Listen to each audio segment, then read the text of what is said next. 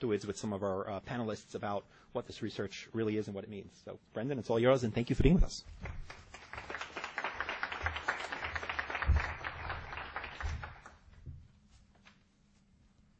Thank you, Jules, for that kind introduction. I think probably overly kind. Calling me a privacy expert today might be a stretch, let alone all those years ago. But first of all, I wanted to say thank you to the Future of Privacy Forum for co-hosting this with us.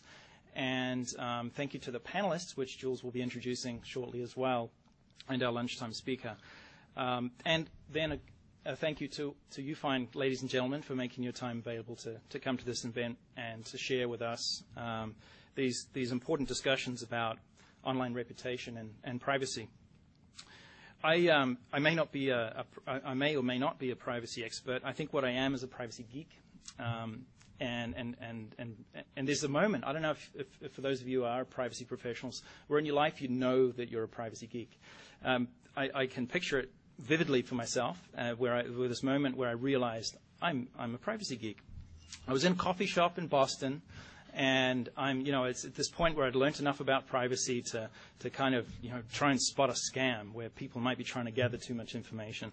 And so I order a coffee, and with my wife, and the person says, "Can you tell me your first name, please?" And it was asked in a way where I thought they were going to then ask my second name and go on, phone number, whatever it be. And I was like, aha, I've spotted it. This is going to be, this is something that I need to dig into. It's on a weekend, Sunday morning. You can imagine the scene. So I asked, well, what do you need that for? Thinking that I'm about to uncover some big scam. And the response was, so we can tell you when your coffee's ready, sir. And so when your wife has to apologize for you, you've become a geek. What I'd like to do is talk for a moment just a little bit about Microsoft's view on privacy, kind of why we view Data Privacy Day as an important event, and what we tend to do now, second year running, is to do some research and try and provoke some interesting discussion and ultimately create consumer awareness. So we've got some interesting information to, I think, unveil, which will be useful for the panel discussion to follow.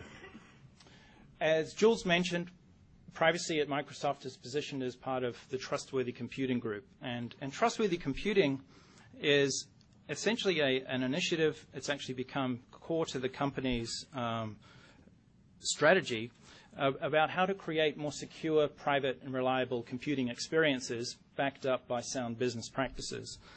So the group this was formed about 8 years ago by Bill Gates, and over the years a staff has built up and other things have been added. It's not just security and privacy anymore. We also deal with things like accessibility and environmental sustainability and a range of other initiatives that need a corporate-wide focus and the solid engineering practices.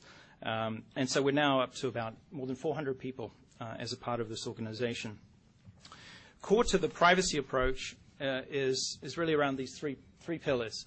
We make investments in our technology, both in terms of robust processes, right from the design stage of how can we build privacy into our products and services, and also how can we actually provide privacy-enhancing technologies. There's a few of them listed up there, technologies that can help individuals or organizations to better protect information privacy.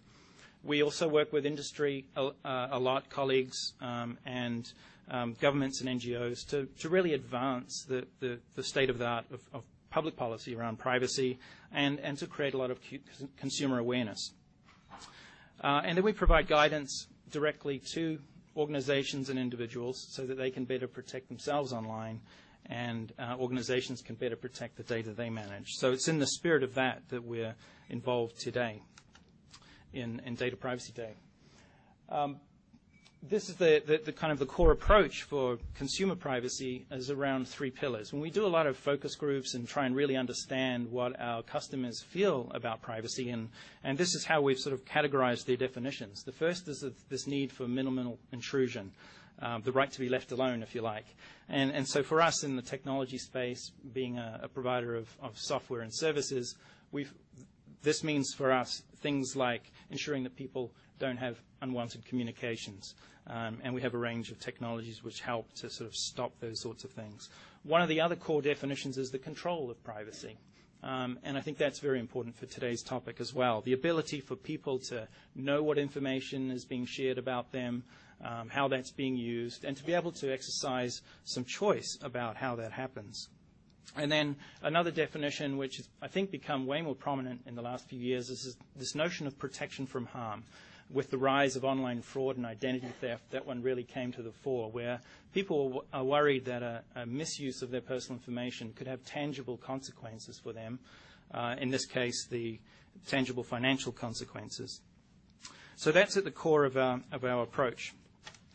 So why Data Privacy Day? As I mentioned, what we strive to do, we have, as you can imagine, many customers. You know, we're not many companies can probably say they've got 1 billion customers around the world, but we do. And so we have, I think, an opportunity, and some may say an obligation, to leverage that and provide meaningful guidance to people on how they can best protect themselves as they engage in these new frontiers. So we've been involved in Data Privacy Day for a while. It did have its origins in Europe, as we heard earlier. And today, right now, actually, there's an event going on at the European Parliament, which we are co-sponsoring. There's a privacy video contest we've done for the second year running there, where teenagers are asked to produce a video that on a theme. This year, it's privacy as a fundamental human right, and they create this 2 or 3 minute video, and we're announcing the winners of that. I think as I speak right now. We're also got additional guidance around for organizations. Data governance is a big part of what we do. We have many companies are, of course, also our customers, and we're releasing today some guidance around that also. But the main focus of this is around this research we did in 4 countries, the US, UK, Germany, and France, where we asked human resource professionals how they look at information online in the judgments they make about candidates for employment. And then we ask consumers in those same 4 countries about how they feel about the use and what steps they take to protect their reputation online. We've got a short video which we're going to show right now, and then I will come back and talk to you about the specific results and what they mean.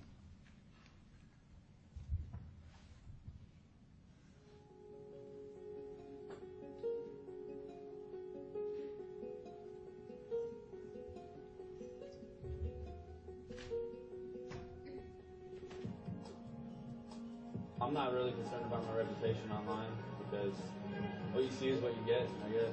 No idea who's tracking what. Personally, I don't really care. My life's an open door.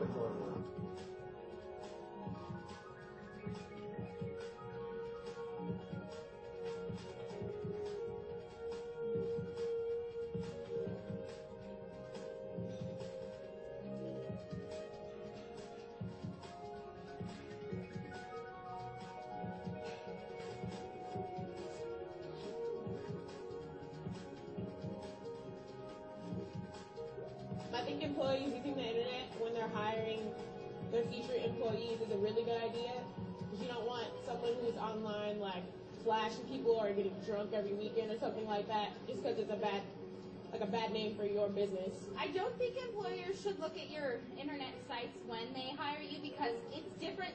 You have a professional outlook and then you have a friend outlook, and as long as you keep that certain one away from the job, they shouldn't compare it.